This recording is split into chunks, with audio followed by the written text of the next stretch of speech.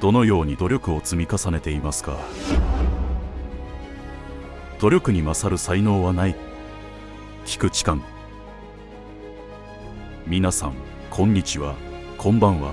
今回は菊池寛の言霊を紹介していきます。菊池寛のこの名言は、人は努力によって才能を超えることができるという強い信念を表しています。私たちが持つ才能の限界を日々の努力が超えていくという考え方には希望と力強さがあります。菊池寛は昭和時代の文学界で活躍し、多くの名作を生み出した小説家であり、実業家でもありました。彼の人生そのものがこの言葉の実践例と言えるのかもしれません。心に響く言霊コレクションでは、エネルギーを宿した言葉をご紹介し、皆様のパワーにつながる動画を作っています。ぜひチャンネル登録、グッドボタンをよろしくお願いします。それではまず菊池寛のルーツを探るところから始め、言霊が生まれた背景を探っていきます。言霊よ、あなたの心に響け。こんにちは、ハミルです。今日は菊池寛さんについて学べるということで楽しみにしてきました。知識が全くないので、ぜひ詳しく教えてください。それでは生い立ちと家族背景から話していこう。菊池寛は明治22年に香川県高松市で生まれたんだ。彼の家は代々士族の家系だったんだ。ハミルさん、士族って何か知っているかい？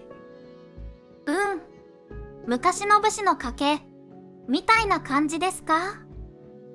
その通り。でも明治時代には武士の特権がなくなっていたので、家計は裕福とは言えなかったんだ。幼少期から成功するには学問しかないと強く感じていたそうだ。それって結構プレッシャーだったんじゃないですか？そうだね。でも彼はその思いをバネにして学問に打ち込んだんだ。その後東京帝国大学に進学し、文学を専攻するんだよ。どうして文学を選んだんですか？もっと固い職業を選べそうですけど。確かにそういう道もあったかもしれないね。でも菊池寛は小さい頃から読書が大好きだったんだ。特に夏目漱石や森鴎外の作品に強く影響を受けたんだよ。夏目漱石とか森鴎外って学校の教科書にも出てくるあの人たちですよね。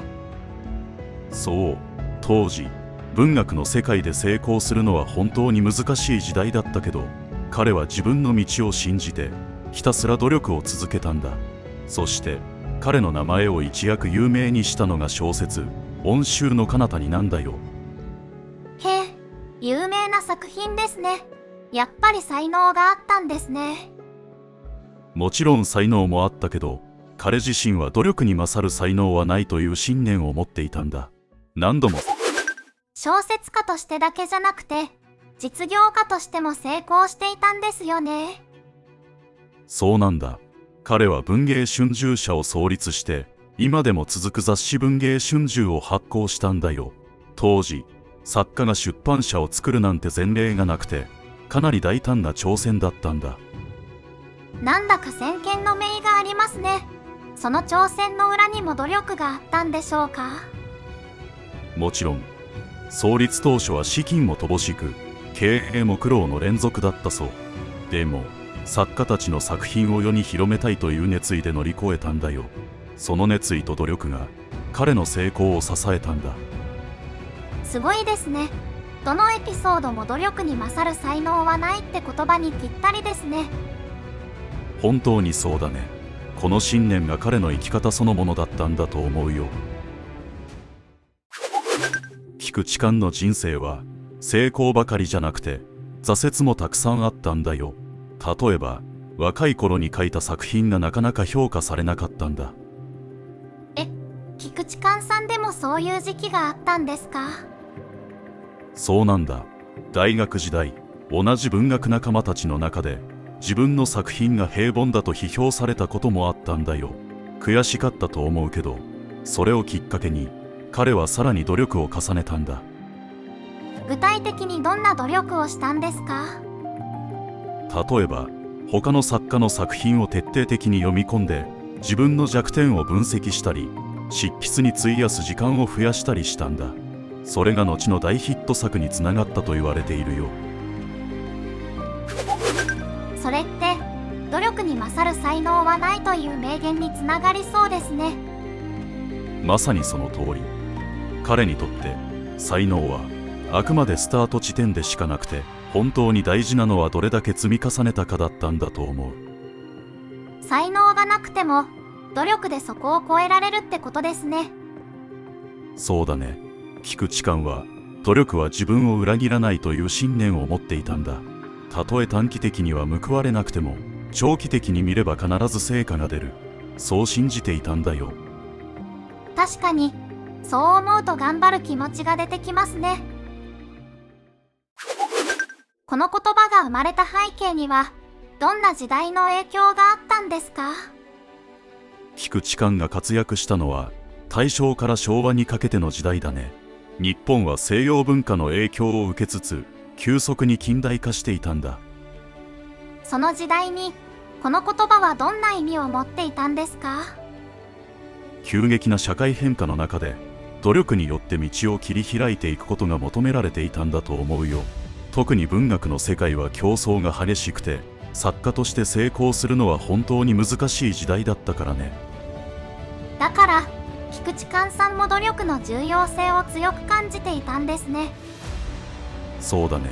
彼の言葉は当時の若い世代にも努力すれば自分を変えられるというメッセージを届ける役割を果たしていたんだと思うよ。なんだか私自身も変わっていけるかもっていう気持ちになってきました。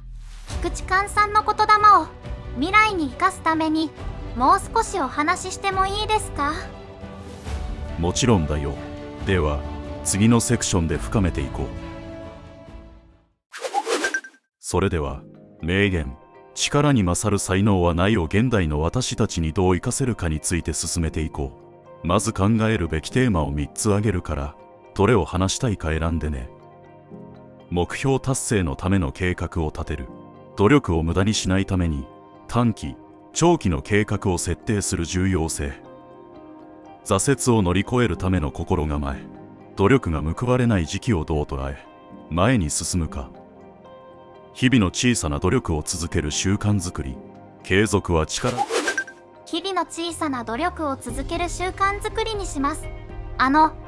ちょっと相談があるんですけど、私、去年の体育祭でダンスの出し物をしたんです。みんなで毎日振り付けの練習を10分やろうねって約束したんですけど、だんだん仲間がサボるようになっちゃって、どうしたらみんなに継続してもらえるように伝えられたんでしょうか？それは大変だったね、ハミルさん。そういう状況って結構悩むよね。仲間と一緒に努力を続けるって簡単じゃないけど、菊池寛の言葉からヒントを探してみよう。まず大事なのは、みんなが努力を続ける意味を感じられるようにすることだよ。ハミルさん、その時の練習ってみんなにとってどういう意味があったんだろう？私たち優勝を目指してたんですけど、正直最初はみんなそこまで真剣じゃなかったのかも。なるほど。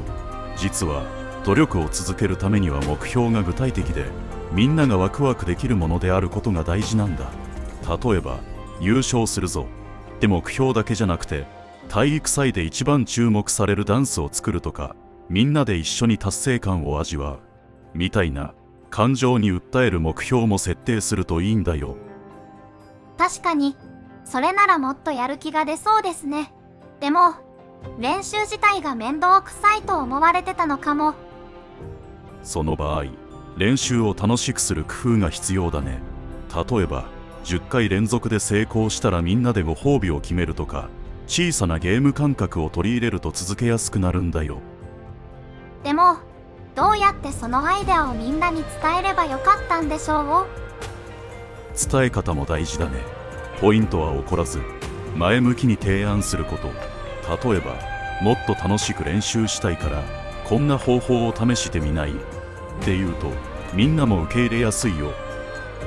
なるほど。相手の気持ちを考えながら伝えるのが大事なんですね。そうだね。それに加えて何かを続けるにはみんながやったことを実感できる仕組みも必要なんだ。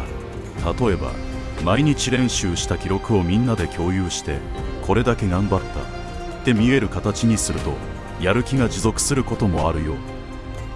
記録を共有するのか。それなら達成感が生まれそうですね。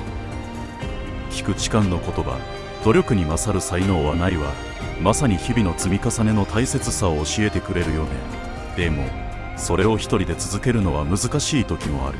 だからこそみんなで協力して楽しく実感できる工夫を取り入れるのがポイントなんだ。私もその言葉を胸に、次に何かみんなで挑戦するときはもっと工夫してみます。いいね。小さな努力が集まれば大きな成果になる。きっとハミルさんも菊池寛が言う才能を超える努力を実感できるはずだよ。見てくださった皆さんは今回のお話をどう感じましたか？ぜひコメント欄であなたの考えを聞かせてください。今日はありがとうございました。皆さん、ここまでご視聴いただき本当にありがとうございました。ここでもう一度あなたに問いかけます。どのように努力を積み重ねていますか？菊池寛の言霊、努力に勝る才能はないは、日々の小さな積み重ねがどんな才能にも勝る力を持つことを教えてくれました。この言葉の背景には、彼自身が挫折を経験しながらも努力を重ねて成功をつかんだ人生があります。私たちも目の前の小さなことに取り組み続けることで大きな成果を生み出せるはずです。それは仲間と共に目標に向かって努力する時も、一人で挑戦する時も同じです。今回の動画では菊池寛の名言が生まれた背景や、その言葉を私たちの生活にどう生かせるかについて考えました。少しでも皆さんの心に響いていたら嬉しいです。心に響く言霊コレクションでは、エネルギーを宿した言葉をご紹介し、皆様のパワーにつながる動画を作っています。あなたの心に少しでも響いていましたら、ぜひチャンネル登録、グッドボタンをよろしくお願いします。そしてコメント欄で名言や感想についてやり取りできれば幸いです。それでは良い一日をお過ごしください。次回の動画の言霊もあなたの心に響け。